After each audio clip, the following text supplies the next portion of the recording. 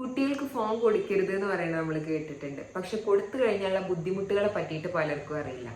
ഇന്ന് നമ്മൾ ഡിസ്കസ് ചെയ്യാൻ പോണത് സ്ക്രീൻ ടൈം എങ്ങനെ സ്പീച്ച് ആൻഡ് ലാംഗ്വേജിനെ അഫക്റ്റ് ചെയ്യുന്നുള്ളതിനെ പറ്റിയിട്ടാണ്. മെയിനായിട്ട് അഫക്റ്റ് ചെയ്യുന്ന 3 കാര്യങ്ങളാണ് സ്പീച്ച്, ലാംഗ്വേജ് ആൻഡ് കോഗ്നിഷൻ. എങ്ങനെയാണ് കുട്ടികൾ സംസാരിക്കാൻ പഠിക്കുന്നത്?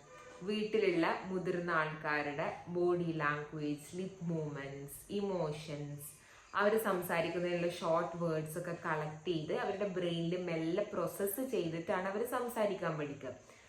മറിച്ച് സ്ക്രീൻ ടൈം അധികമുള്ള കുട്ടികളിൽ എന്താ സംഭവിക്കണേ?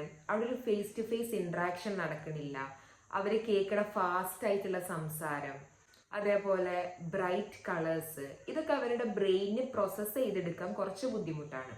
അപ്പോൾ അവരുടെ കാര്യങ്ങൾ മനസ്സിലാക്കാനുള്ള എബിലിറ്റി കുറയും. അത് കുറഞ്ഞാൽ ഓട്ടോമാറ്റിക്കലി സ്പീച്ചും ഡിലേ ആവും.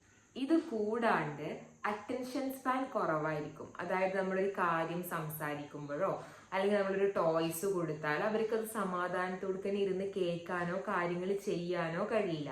അവർ ഭയങ്കര ഹൈപ്പർ ആയിരിക്കും. അപ്പോൾ 2 ഇയേഴ്സിന് താഴെ ഫാമിലി മെമ്പേഴ്സിനോട് വീഡിയോ കോൾ ചെയ്യാനല്ലാണ്ട് സ്ക്രീൻ ടൈമേ കൊടുക്കാണ്ടിരിക്കുക.